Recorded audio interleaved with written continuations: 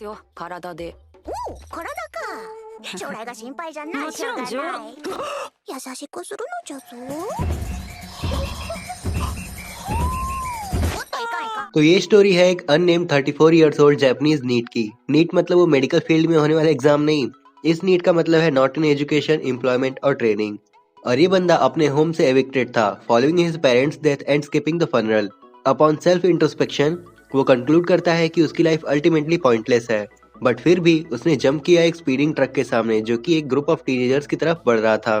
और उसने ये सब इसलिए किया था कि वो कम से कम एक बार अपनी लाइफ में कुछ अच्छा, कुछ मीनिंगफुल करे। और उसने ये किया भी। उसने उन टीनेजर्स को बचा ही लिया, बट अनफॉर्चुनेटली उस एक्सीडेंट में उस बंदे की डेथ हो गई।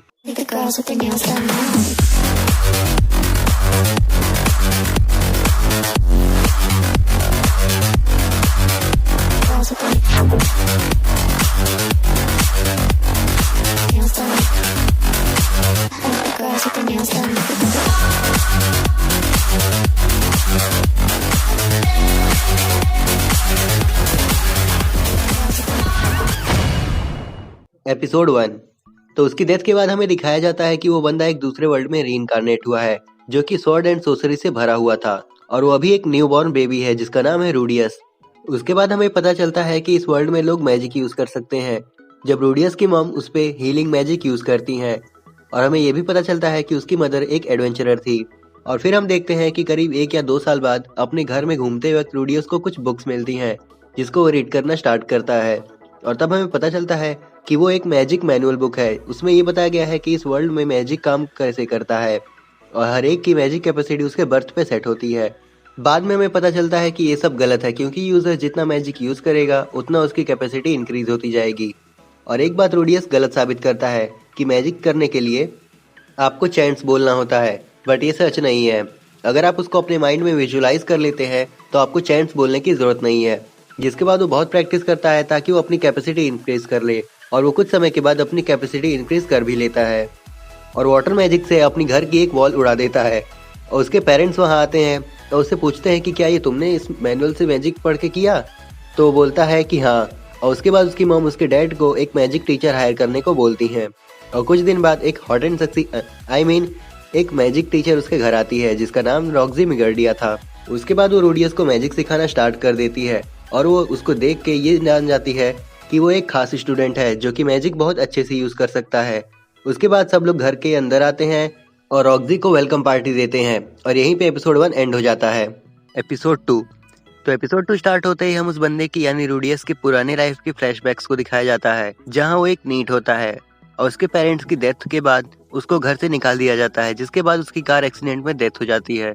और उसके बाद सीधा प्रेजेंट टाइम का सीन दिखाया जाता है, जहाँ कुछ ही टाइम की प्रैक्टिस से रूडियस ने रॉक्सी की हेल्प से इंटरमीडिएट लेवल का मैजिक कास्ट करना सीख लिया है। और अब वो हर रात रूडियस को सोने से पहले एक छोटा सा लेक्चर दिया करती थी। जिसके बाद हमें पता चलता है कि रॉक्सी एक डीमन है जो कि बहुत खतरनाक डीमन की स्पीशीज में से एक है, जिन्होंने ह्यूमंस और डीमंस के बीच की वॉर में बहुत सारे ह्यूमंस को मारा था, जिसकी वजह से बाकी सभी उनसे हेट करते थे। फिर रॉक्सी रूडियस को बताती है कि एक डीमन है जिसके बाल ग्रीन है और फोरहेड पे एक डायमंड है और उसे उसको दूर रहना है, नहीं तो उसकी पूरी फैमिली मार दी जाएगी। अब हमें पता चलता है कि रॉक्सी को रूडियस की फैमिली में आए 1 साल हो गए हैं और अब उसको ऐसा नहीं लग रहा है कि उसका मैजिक खत्म हो रहा है, बट उसकी स्वॉर्ड्समैनशिप अच्छी नहीं जा रही थी। और उसके बाद वो कुछ बच्चों को बाहर खेलते हुए देखता है और तभी रूडियस को फिर से उसके पास्ट लाइफ का ट्रॉमा आ जाता है, जिसके बाद वो कैसे भी करके नॉर्मल होता है। और फिर हाँ, रॉक्सी आती है और बातें करते वक्त उसको एक माउंटेन की तरफ दिखाकर बोलती है कि उस माउंटेन के बाहर एक किंगडम है जहाँ एक मैजिक एकेडमी है और रूडियस को वहाँ जाना चाहिए। तब वो मना कर देता है कि नहीं, वो वहाँ नहीं जाएगा, और वो बोलता है कि वो रॉक्सी से ही मैजिक सीखना चाहता है। जिसके बाद करीब 1.5 साल बीत जाते हैं और उसके बाद रूडियस का बर्थडे आता है, और तब हमें पता चलता है कि यहाँ हर साल नहीं बल्कि हर 5 साल के गैप पे बर्थडे मनाया जाता है। अब रूडियस के फादर उसको एक स्वॉर्ड गिफ्ट करते हैं और उसकी मदर उसको एक बुक देती हैं और रॉक्सी उसको एक छोटा सा मैजिक स्टाफ गिफ्ट करती है। अब एक दिन वो अपने घर के बाहर था, तभी उसको ये याद आता है कि कैसे उसके स्कूल में लोग उसको बुली करते थे और कभी कभी तो इतना ज़्यादा परेशान करते थे कि उसको अपनी होल लाइफ ही एक टॉर्चर लगती थी। अब इसकी वजह से वो घर से बाहर जाना बंद कर देता है। अब प्रेजेंट में रूडियस को अपने ग्रेजुएशन के लिए एग्जाम देने के लिए घर से दूर जाना होता है, जिसकी वजह से वो डरा होता है क्योंकि उसे अपने पास्ट लाइफ के बारे में सब याद आ जाता है। बट रॉक्सी की हेल्प से वो अपने इस डर को कम कर लेता है और रॉक्सी उसको बताती है कि ग्रेजुएशन के लिए उसको एक बहुत ही पावरफुल मैजिक स्पेल कास्ट करना होगा, जिसके लिए वो दोनों विलेज के बाहर आते हैं ताकि विलेज को कोई प्रॉब्लम ना हो। और पहले रॉक्सी उसको वो स्पेल कास्ट करके बताती है एज एन एग्जाम्पल, और तब रूडियस वो पावरफुल स्पेल देखने के बाद खुद से कास्ट भी कर देता है और उसके बाद वो ग्रेजुएट हो जाता है। जिसके बाद रॉक्सी के पास ऐसा कुछ बचा नहीं था जो कि वो रूडियस को सिखाए, तो नेक्स्ट डे उन्हें छोड़ के चली जाती है और बोलती है कि उसको अपनी स्किल्स इम्प्रूव करनी है जो वो यहाँ रह के नहीं कर सकती है, इसलिए वो वहाँ से चली जाती है और यही एपिसोड 2 खत्म हो जाता है। एपिसोड 3, तो इस एपिसोड में हमें दिखाया जाता है कि रूडियस अब अपने पास्ट लाइफ का ट्रॉमा से बाहर निकल चुका है और वो अब बाहर जाके खेलना चाहता है, जिसके लिए वो अपने पेरेंट्स से बात करता है। और तब उसके फादर उसको बताते हैं कि बाहर जाके लोगों को अच्छे से ट्रीट करना और अपनी पावर्स का गलत यूज मत करना, और फिर उसको परमिशन मिल जाती है।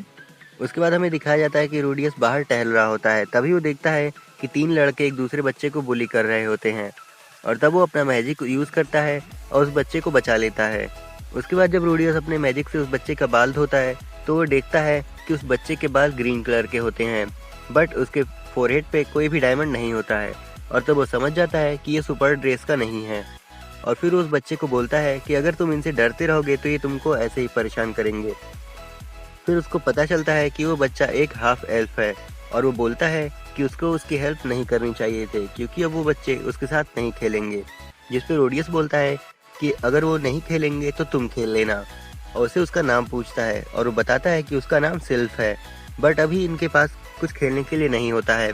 तो सिल्फ रूडियस से पूछता है कि तुमने वो गर्म पानी कैसे बनाया। फिर रूडियस को एक आइडिया आता है, जिसके बाद हम नेक्स्ट सीन में देखते हैं कि शाम हो जाती है और वो दोनों अपने अपने घर जाने लगते हैं।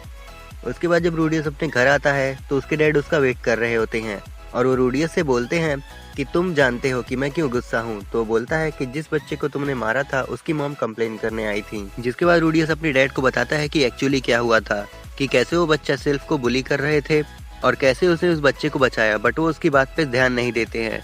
फिर उसके डैड और उसके बीच आर्गुमेंट होता है जो कि रूडियस जीत जाता है। उसके बाद हम देखते हैं कि रूडियस और सिल्फ डेली एक साथ खेल रहे होते हैं और उसके बाद वो सिल्फ को मैजिक यूज करना सिखाता है। तभी बारिश होने लगती है और वो दोनों भीग जाते हैं और वो सिल्फ को अपने घर ले आता है और वो दोनों नहाने जाते हैं। और फिर हम देखते हैं कि रूडियस अपने सारे कपड़े उतार के टब में जाने लगता है, बट सिल्फ अपना गीला अंडरवेयर नहीं उतार रहा था।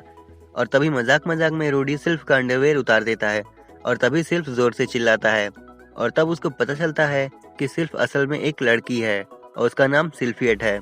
जिसके बाद रूडियस बोलता है कि उसके बाल छोटे थे इसलिए वो उसको पहचान नहीं पाया कि वो लड़की है या लड़का। ये सुन के सिल्फ रोने लगती है। नेक्स्ट डे हम देखते हैं कि रूडियस अपने फादर के साथ स्वर्ड प्रैक्टिस कर रहा होता है और क्योंकि उसने सिल्फ से माफ़ी नहीं मांगी है तो वो अपनी डैड से एडवाइस मांगता है। अब रूडियस के डैड एक प्ले बॉय थे तो उन्होंने उसे सिंपल एडवाइस देने के बजाय लव एडवाइस दे दी, जो कि मोस्टली एडल्ट्स और कुछ टीनेजर्स के लिए होती है। उसके बाद सिल्फ उसके घर आती है और वो खुल के उससे बात करता है और रूडियस उससे माफ़ी मांगता है, जिस पे सिल्फ भी कहती है इट्स ओके। अब वो रूडियस पे मैड नहीं है, वो बस यही चाहती है कि उन दोनों के बीच सब कुछ नॉर्मल हो जाए। जिसके बाद वो दोनों फिर से दोस्त बन जाते हैं और यहीं पे एपिसोड 3 खत्म हो जाता है। तो ये था फुल एक्सप्लेनेशन मुशोकु टेंसेई जॉबलेस रीइंकार्नेशन के एपिसोड 1, 2 एंड 3 का। अब आप हमें कमेंट करके बता सकते हैं कि नेक्स्ट आप किस एनिमे का एक्सप्लेनेशन देखना चाहते हैं। हम पूरा ट्राई करेंगे कि आपके रिक्वेस्टेड मूवी का एक्सप्लेनेशन या रिक्वेस्टेड एनिमे का एक्सप्लेनेशन आपको सर्व कर सकें। अब अगर आप माई हीरो अकेडमी या वर्ल्ड हीरो मिशन मूवी का एक्सप्लेनेशन देखना चाहते हैं तो डिस्क्रिप्शन में दिए गए वीडियो के लिंक पे क्लिक करके आप चेकआउट कर सकते हैं। अब अगर ये वीडियो आप सबको पसंद आई हो तो इसे लाइक और शेयर करें और ऐसे कंटेंट्स के लिए हमारे चैनल को सब्सक्राइब करें। सो आज के लिए बस इतना ही, हम जल्दी लौटेंगे एक नई वीडियो के साथ। Till then keep watching antique स्थान। सायोनारा। Thunder, thunder, thunder. She say, do you love me? I tell her only partly. I only love my bed and my mama. She say, do you